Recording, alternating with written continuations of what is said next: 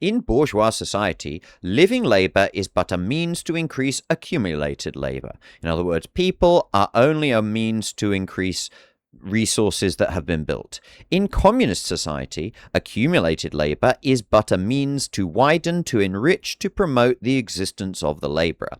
Again, very idealistic, but I mean, it's ultimately a nice sentiment. I'm sure everyone would agree. And the cynicism of, oh, well, it's a nice sentiment, but could you ever make it work, is kind of a little bit of a poisoning the well tactic, if you ask me. But essentially what it's saying is, yeah, in a bourgeois society, the only reason that you as a laboring person exist is to accrue more capital.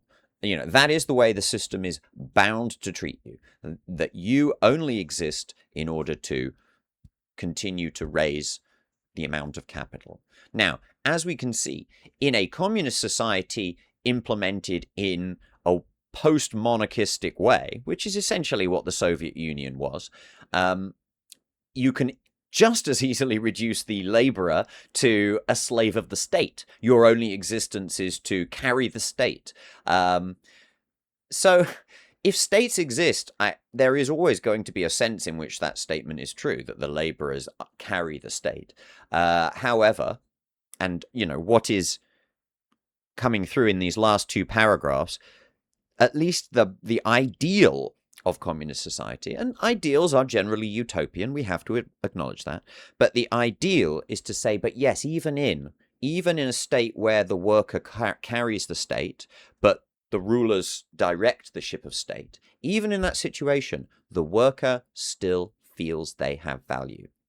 And remember, they talked a lot in part one about the way that division of labor and constant increasing industrialization, where everyone's work is kind of taken and sliced into this really unsatisfying, skillless mass.